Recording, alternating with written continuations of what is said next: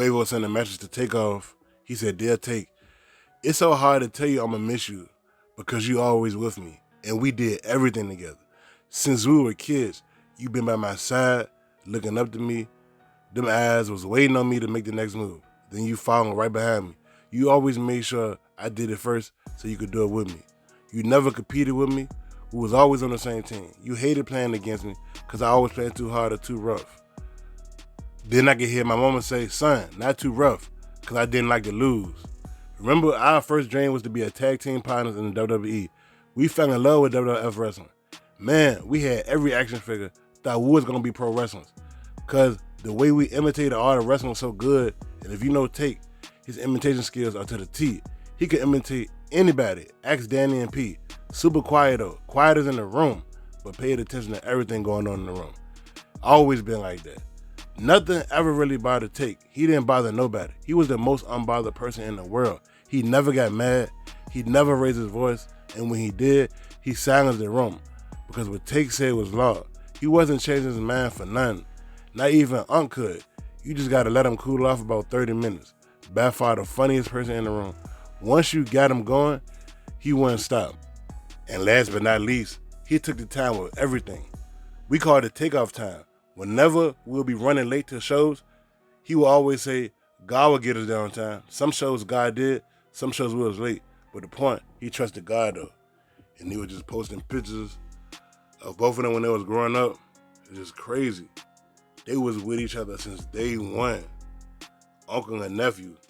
Because Quavo's older sister had Takeoff, so that bonded them together for life, bro. They defied the odds, did everything together, sold out shows in Africa. Like, who would have ever thought some dudes from Gwinnett County would have blew up, took over the world, like changed the way people rap, everything.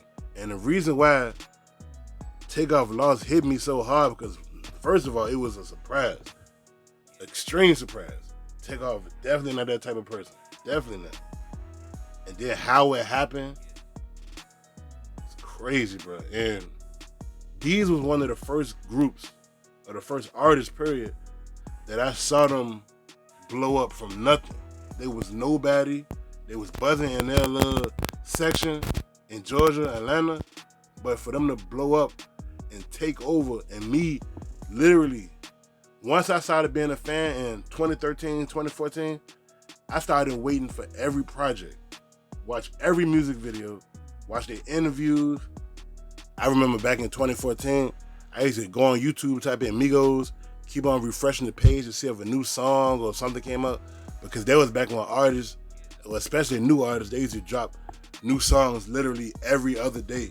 And I used to be on it, whether it was a new song, a new project, anything, bro. So this John just hurt Atlanta, period, bro. And this whole year in general has not been good for Atlanta as a whole. We've been losing so many artists, whether it was to the grave or to the jail cell. And I'm so tired of the narrative. People keep on saying, well, Quavo was the one that started it. No, he did not. We don't know why he was arguing with who.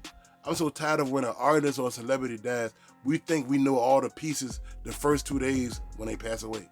We do not know. Like, death is something that the human brain cannot wrap its mind around because everybody on this earth who's watching this video, who's breathing, is alive. So death is just scary, bro.